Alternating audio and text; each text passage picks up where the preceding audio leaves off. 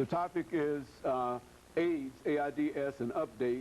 And of course, we have with us to give us this update Mr. Ron Crowder, who is the founder of an organization called Street Works, and who is also one of the leading fighters in a real sense against this disease, not only in the state of Tennessee, but throughout the United States of America.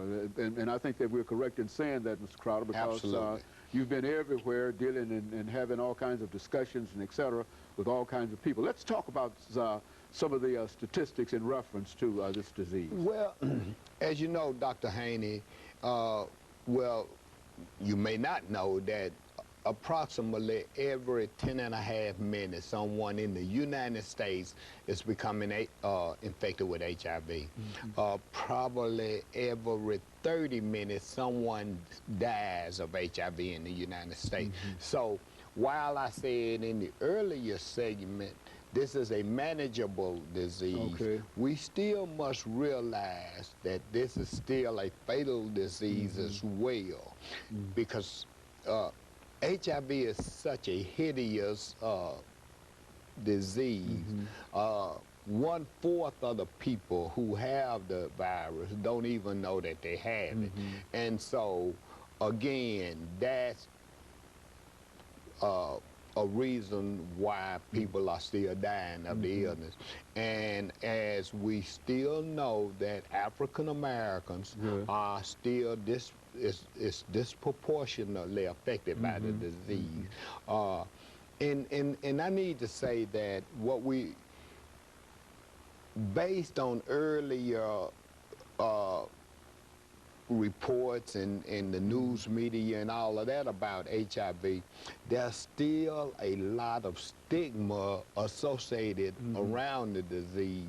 And with that stigma prevents people from getting tested. And ultimate treatment, is that? And so the best thing is early detection and early treatment. So when I say it is a manageable disease, in order to manage it, you first must know that you have it. And the only way that a person will know that they have it is take an HIV antibody test. Now, when I say take an HIV antibody test, we first must realize that HIV, that H stands for human. That means to me that if you are human, you have some degree of risk of being HIV. If you're human, that means that's all of us. So what I'm saying, Dr. Haney, is that everyone, everybody, let me back up just a little bit, because people still have this notion that only certain people get HIV. That H stands for human. Every human has an HIV status. Even you, Dr. Haney, you have a status. That status is either positive or negative. So everybody needs to know their status.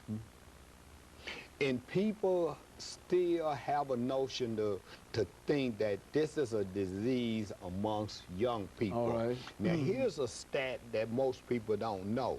People over the age of 50 are becoming infected at the same rate as teenagers.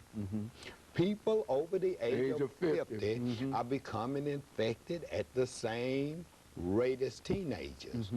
You know, so therefore, what I'm trying to say is, everybody should take an HIV test. You know, Mr. Crowder, when you say that people over the age of 50 are being impacted by this disease as much as teenagers, what would you say, excuse me, having examined and dealt with this disease for a long time, what would you say would be the difference between an individual who is 50 years old and learn about his status and a much younger individual who might learn about his status?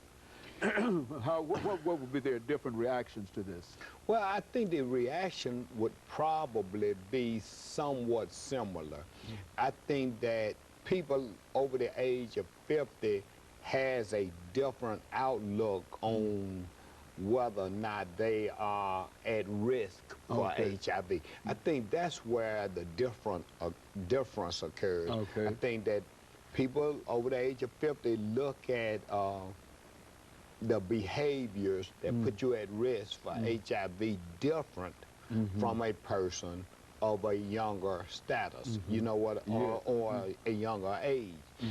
People over the age of 50 don't seem to think that their risk is the same as a teenager.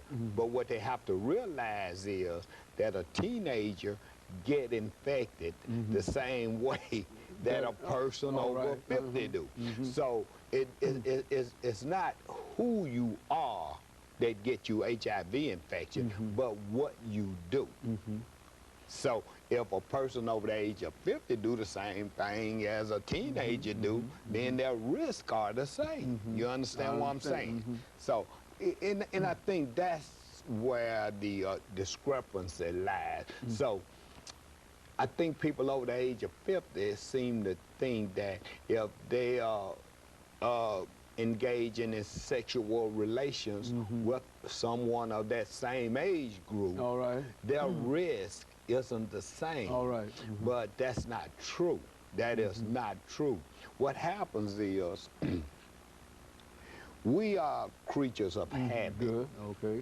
And as creatures of habit, we do, you know, I mean, it's what only natural habit do. You know, that's how we got here.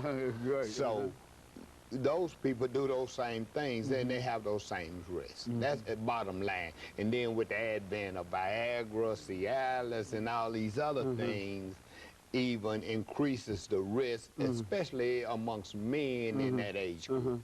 So, well, you know, I think that's an interesting observation here, that these new elements have also, while they might be liberating in terms of what they will allow the individuals to do, they also increase the rate of HIV and AIDS. Is that what you're saying? Well, I'm saying that it makes people more accessible to that risk or to those behaviors that put them at risk. Okay, very good. Let us take this second commercial break, after which we'll come back and continue our conversation.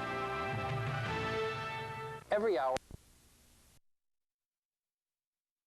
We're talking to Mr. Ron